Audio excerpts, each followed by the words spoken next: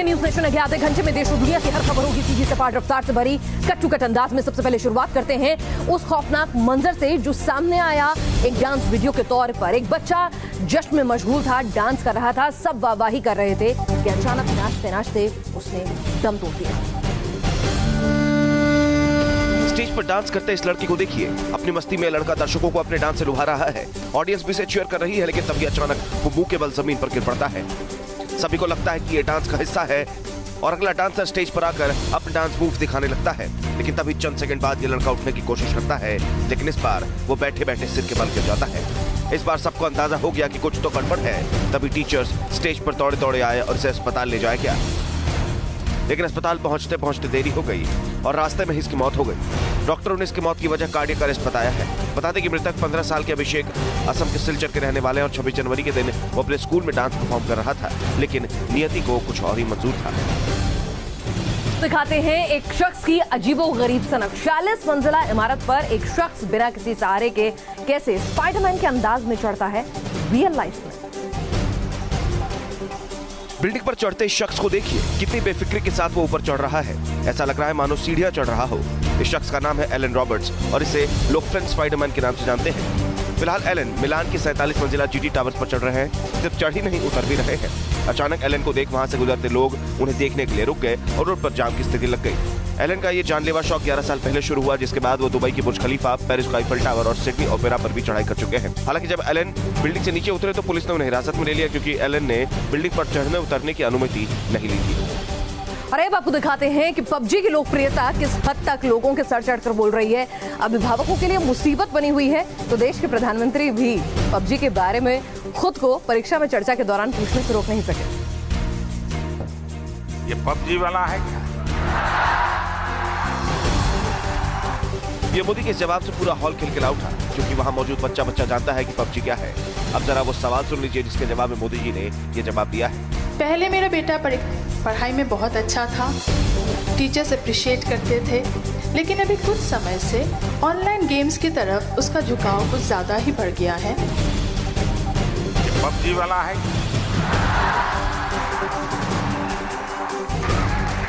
या तो फ्रंटलाइन वाला होगा।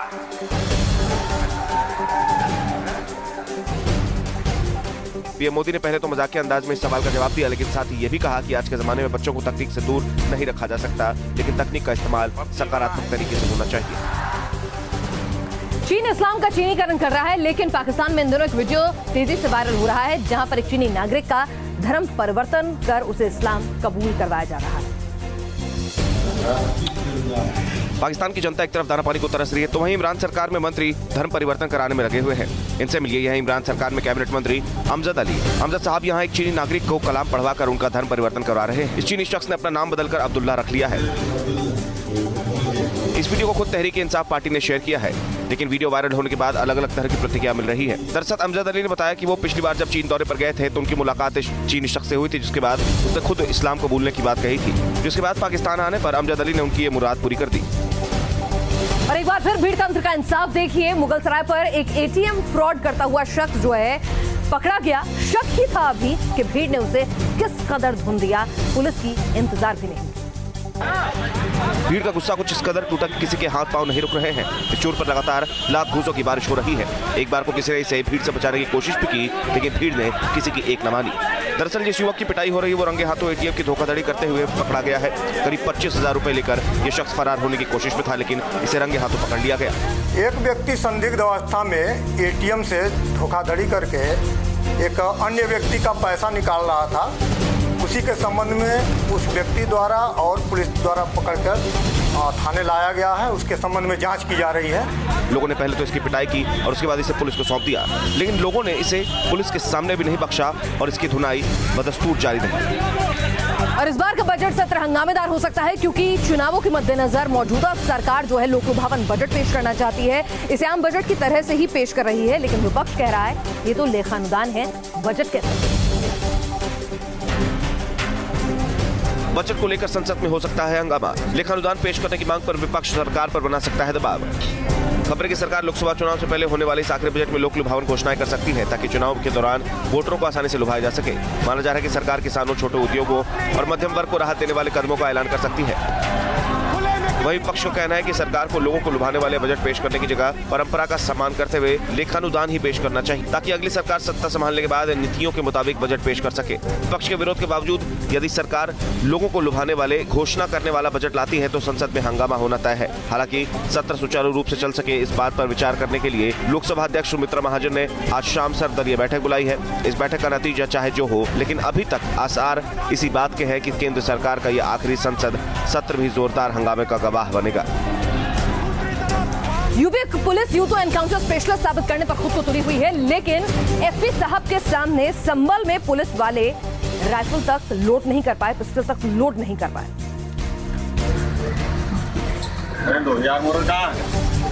ये उस यूपी पुलिस के जवान हैं जो एनकाउंटर के रिकॉर्ड बना रही हैं, लेकिन संभल में तो हथियार चलाने में ही एक दारोगा के पसीने छूट रहे हैं। काफी कोशिश की लेकिन एसएलआर लोड नहीं कर पाए और फिर कप्तान साहब के सामने पोल खुली तो दारोगा जी बगलें झांकने लगे।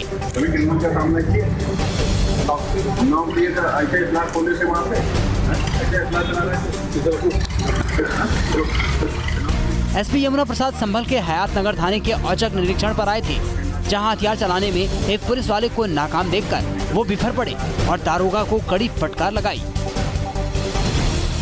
और अब आपको दिखाते हैं कैमरे में कैद हुई बच्चा चोर की तस्वीरें। गुरुग्राम का ये मामला है, जहां पर एक घर में बच्चों को अकेला पाकर एक महिला ने किडनैपिंग की कर डाली। वारदात गुरुग्राम के शिवाजी नगर इलाके की है। यहाँ 2.5 साल का प्रियांशु अपनी 10 साल की बहन के साथ खेल रहा था, तभी एक महिला ने बच्चे को अगवा कर लिया, लेकिन आरोपी महिला सीसीटीवी में कैद हो गई। बच्चे के अगवा होने की जानकारी पर पुलिस ने सबसे पहले इलाके के सीसीटीवी को खंगाला, जिसमें एक संदिग्ध महिला बच्चे को लेकर जाती हुई नजर आई। स्थानीय लोगों की मदद से पुलिस के हाथ आरोपी गिरवान तक जहाँ पहुंचे। आरोपी महिला एक निजी अस्पताल में मेड के तौर पर काम करती है। पुलिस इस मामले में अब आरोपी महिला से पूछताछ कर रही है। आरोपी से पता लगाया जा रहा है कि बच्चे को अगवा करने का उसका मकसद क्या था। साथ ही पुलिस ये जानने की भी कोशिश में लगी है कि आरोपी महिला किसी बच्चा चोर गिरोह का हिस्सा तो नहीं है। राहुल गांधी ने पहले न्यूनतम मासिक आय तय करने का शगुफा छोड़ा चुनावों के मद्देनजर, और अब कह रहे हैं कि वो महिला आरक्षण विधेयक जो है वो पास करा देंगे अगर सत्ता में आते हैं। छत्तीसगढ़ की किसान रैली में किए गए न्यूनतम आमदनी की गारंटी के ऐलान के बाद राहुल गांधी ने अब एक और वादा किया है। ये वादा है महिला आरक्षण विधेयक को लेकर। कांग्रेस अध्यक्ष ने ऐलान किया है कि 2019 में दिल्ली की सत्ता हासिल होने पर वो महिला आरक्षण विधेयक पारित करेंगे। राहुल गांधी ने कोच्चि में महिला आरक्षण से जुड़ा यह वादा किया है। उन्होंने ये बात बूथ स्तरीय पार्टी कार्यकर्ताओं की बैठक में कहा है। राहुल ने कहा कि 2019 चुनाव जीतने पर हम संसद में महिला आरक्षण विधेयक पारित कराएंगे। राहुल गांधी ने एक पार्टी कार्यकर्ता के सुझाव पर यह बात कही। उन्होंने कहा, हम महिलाओं को नेतृत्व के स्तर पर देखना चाहते हैं। महिला आरक्षण विधेयक का मकसद लोकसभा और राज्य विधानसभाओं में महिलाओं के लिए 33% आरक्षण का प्रावधान करना है। इस मुद्दे पर आम राय नहीं बन पाने के चलते ये विधेयक लंबे समय से लंबित है। वहीं राहुल गांधी ने महिला आरक्षण पर वादा कर नया दांव खेल दिया है। मतलब साफ है कि कांग्रेस अध्यक्ष किसानों और नौजवानों के बाद अब आधी आबादी यानी महिलाओं को भी कांग्रेस के पाले में करने की योजना पर काम कर रहे हैं। और आज प्रधानमंत्री नरेंद्र मोदी जो हैं दांडी स्मारक को देश के नाम समर्पित करेंगे, बापू को श्रद्धांजलि अर्पित करते हुए। बापू की दांडी यात्रा 89 साल बाद फिर होगी साकार। राष्ट्रीय नमक सत्याग्रह स्मारक में बनी 80 मूर्तियों के जरिए मिलेगी गांधी की दांडी यात्रा की झलक। 1930 में हुई दांडी यात्रा की यादगार के रूप में बनाए गए इस स्मारक को प्रधानमंत्री नरेंद्र मोदी करेंगे राष्ट्र को समर्पित।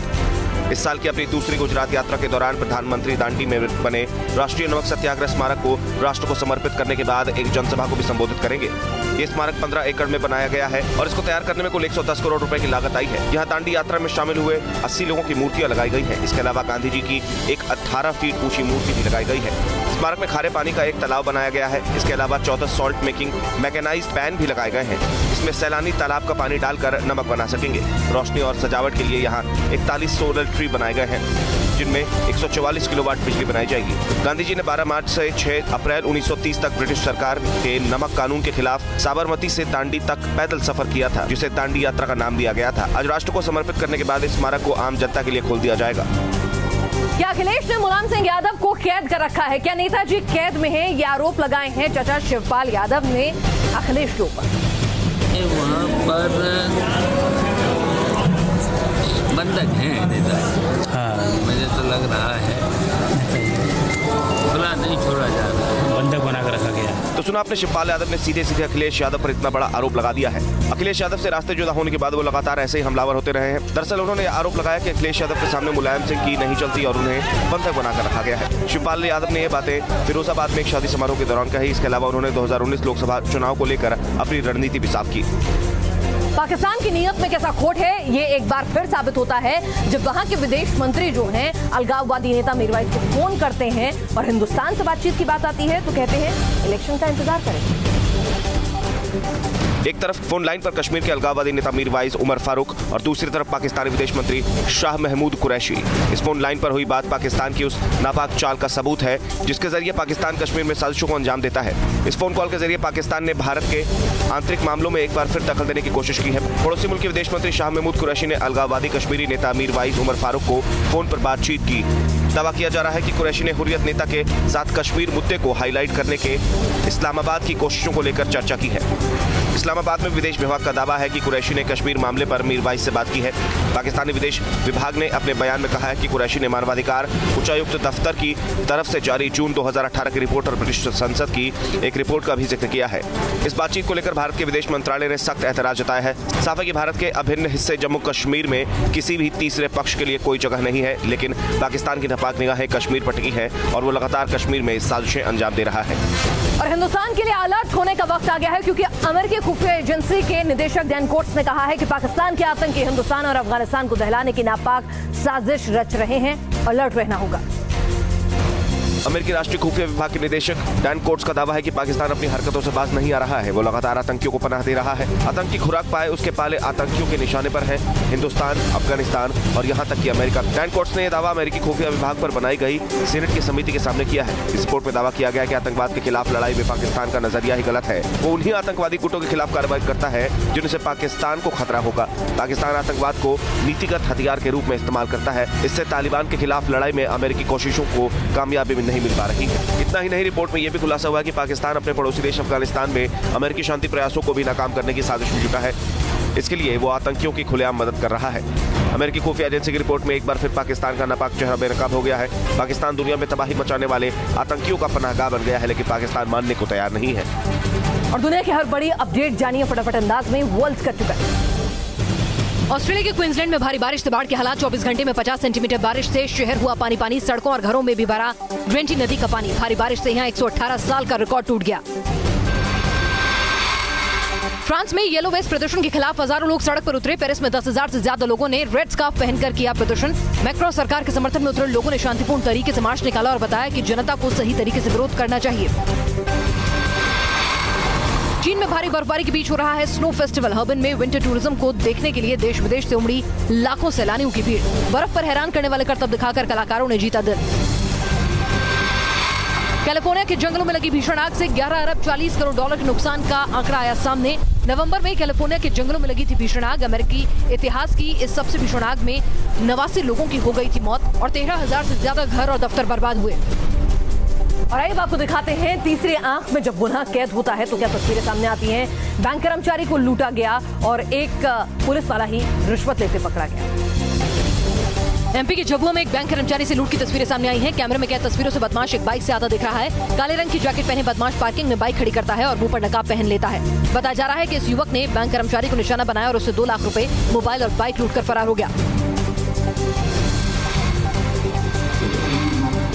कैमरे में रिश्वत लेते कैद हुए दरोगा जी और मच गया पूरे पुलिस महकमे में हड़कंप। मामला वाराणसी के लोधा थाने का है, जहां दरोगा शमशेर आलम एक पीड़िता के घर पहुंचे और फिर घूस के पैसे लेने लगे। बताया जा रहा है कि दरोगा साहब आरोपी को जल्द पकड़वाने के लिए रिश्वत ले रहे थे। एक पुलिसकर्मी के पैसे लेने की तस्वीरें वायरल हुई तो पुलिस की खूब फजीहत हुई। बाद में एसएसपी ने आरोपी दरोगा को सस्पेंड कर दिया। और अब आपको दिखाते हैं किस तरह से भारी बर्फबारी के बीच भी दूल्हे मियां के हौसले जो हैं बुलंद हैं। अपनी दुल्हन को बर्फबारी के बीच पैदल चलकर लेने पहुंचे। बर्फबारी के बीच निकाली बारात, 0 डिग्री पर लिए फेरे और फिर दुल्हन को साथ लेकर वापस चल पड़ी बारात। ये तस्वीरें चंबा के डलहौजी की हैं, जो कड़ाके की ठंड और बर्फबारी से लोग बेहाल हैं। लेकिन बर्फबारी के बीच भी एक दूल्हे का उत्साह ऐसा कि वो अपनी दुल्हनिया को लेने बर्फ में ही 10 किलोमीटर तक पैदल चलकर आया।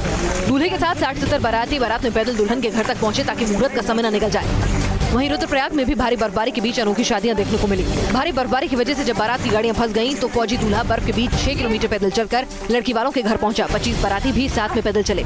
उत्तराखंड के ज्यादातर इलाकों में इस समय भारी बर्फबारी हो रही है, जिससे कई सड़कें बंद हो गई हैं। लेकिन कुछ लोगों में उत्साह ऐसा कि मौसम की मार भी उनके आड़े नहीं आती। तो आपने देखी देश और दुनिया की हर खबर सीधी सपाट रफ्तार से भरी कटुकट अंदाज में। फिलहाल दीजिए इजाजत, लेकिन रात ठीक 8 बजे फिर हाजिर होंगे खबरों के इसी अंदाज इसी रफ्तार के साथ। आप बने रहिए न्यूज़ नेशन के साथ।